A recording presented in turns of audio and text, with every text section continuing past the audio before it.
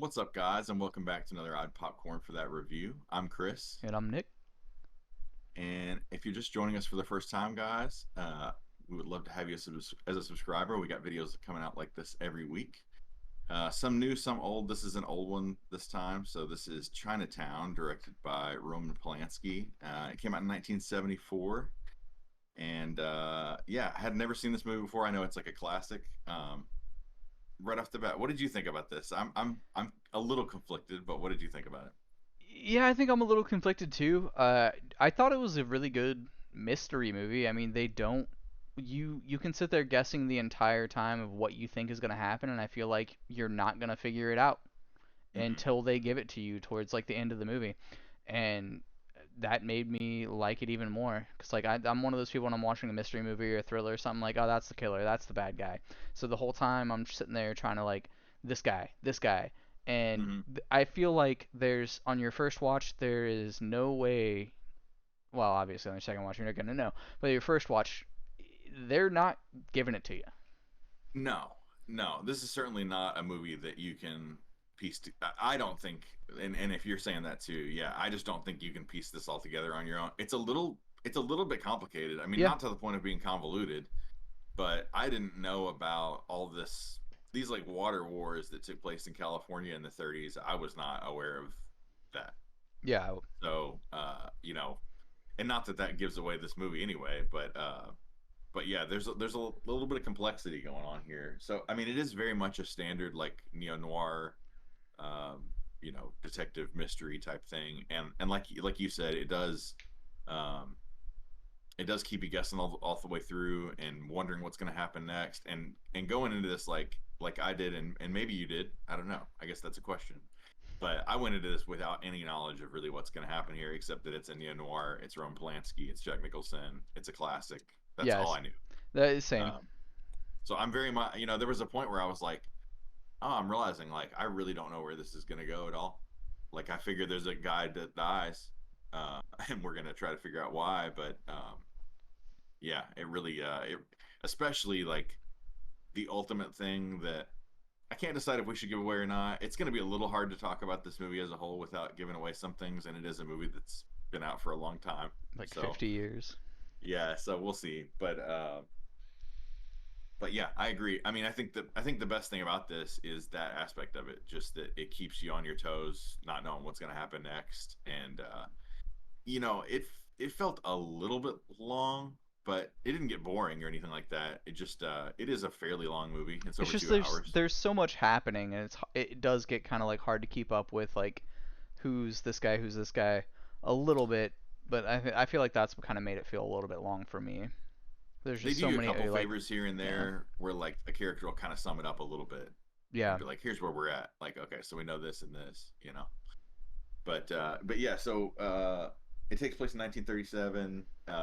Our main character, Jack Nicholson's character, is Jake Gittes. I feel like yeah. I've already forgotten how to say it. Get Gittes. us. And so essentially, uh, Jake Gittes has a woman in his office claiming to be Evelyn Mulray, Mm, and saying that she's suspecting her husband of cheating, and she wants him to find out for sure. And he warns her, which it's very much like a thing of it right off the bat. It's like you can tell this movie's operating in a different, like a morality of a different time, or maybe there's, I'm sure there's a certain right. degree of this still going on. But he's like, ma'am, sometimes you just gotta let sleeping dogs lie, and probably just, do you love your husband? Just go home and let it be. And if it's obviously not ruining anything yet, you don't want to really know, do you? And she's like, no, I have to know. And so he investigates this man who is uh, Hollis Mulray, who is the chief engineer at the Los Angeles Department of Water and Power.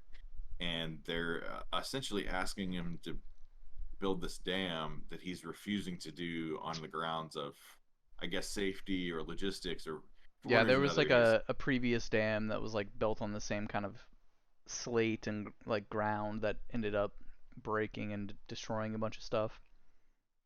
So right off the bat, I'm really wondering where this is going. I cannot figure out where this is going because he's following this guy around, and it doesn't appear that he's cheating. If anything, he's doing some really unusual stuff. Like he's meeting this little kid on horseback that gives him some something. I don't know. And he's over at the water, and he's picking up starfish, and he's looking out at the, and he just spends forever in front of bodies of water and stuff. It's unusual.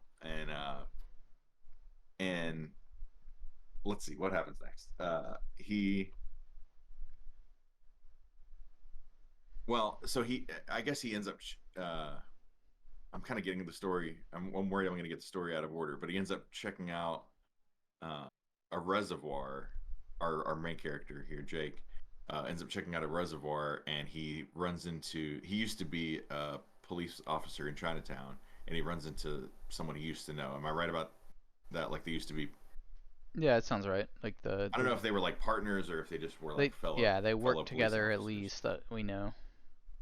But he said he's the guy kind of has like a weird attitude around him. But he asks if he's seen this Hollis Mulray. That's what he's looking for, and he says yeah.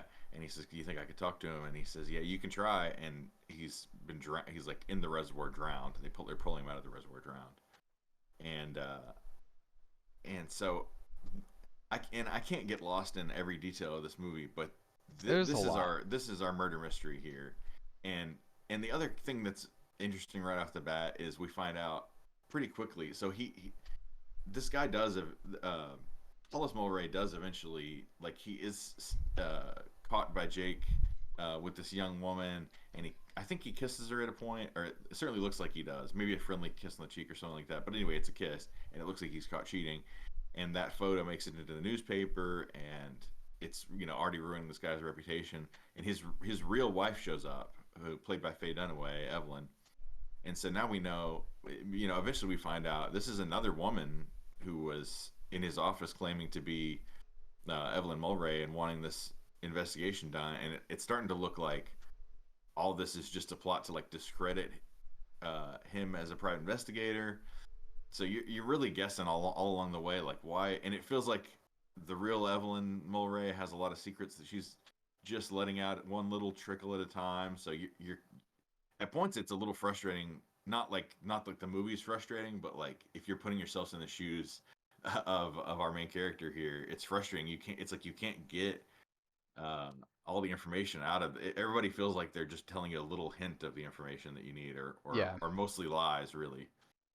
Um, which I think but it yeah, makes it work very well as a mystery because like he's getting all these different sources of information of he did it, she did it, he did it, and he doesn't know. And and I mean, once we're like at one point we're in the Hall of Records, and he's seeing that all the names have changed on land ownership and all this. I was like, man, this is a thinker. yeah, Like I don't know where this is going, but I will say all this to say, by the end of it, you don't feel like I didn't feel like what just happened. By the end of it, it does all come together. yeah, It's just there's a lot of moving parts, and it doesn't lend itself well to being explained nicely. Like there's not a nice little snippet that I can give you the story. Um, yeah. I at feel least like that's my. the end I feel like was a little bit of a letdown, but maybe now that I think about it a little bit more, it isn't. Because like that's the name of the movie the whole time. I'm like, all right, what does Chinatown have to do with this? And it is kind of like his beat when he was a detective or a patrol officer was Chinatown, and they basically told him like do the bare minimum, doesn't matter. Hmm. And Hmm. that's kind of the end of it. Like it's Chinatown, you can't do anything, but it's on another scale because it's not Chinatown. It's with all these rich people, and you still Right, can't do anything. but it all ends like the movie all ends up in Chinatown again. Yeah, So for interesting, for reasons that don't really seem to have a whole lot of meaning behind them, but significance in the movie, I suppose. yeah, Uh, but yeah, it's certainly, I guess, without completely spoiling it, I will say that if you don't want to know anything, I would stop listening right now. But like, uh, the ending, not to say anything negative about it, but it is very bleak, hmm, and not to say it's necessarily abrupt. Like it felt like the end of the movie, but it's just like, oh wow, this all okay, culminated to this one little moment right here, and it's kind of just like like it's a very down moment. yeah, it's not gonna be a satisfying. Well, I don't want to say that. You could find this movie to have a satisfying ending. It's just not the traditional kind of satisfying ending by any means. Yeah, And and I think that this movie does get a lot of its originality in like the very end because a lot of this is, I don't want to say like, it's certainly not like paint by numbers neo noir. It's got its own personality to it, and obviously Roman Polanski knows what he's doing behind a camera, but but at the same time, like I think that's it's sort of a loose negative. I don't have like nitpicky things about the movie here and there, but I guess my negative overall, if I was gonna have one, is that uh, it didn't it didn't like emotionally, it didn't get me super emotionally invested as much as Yeah, some movies have. So I found myself interested all the way through.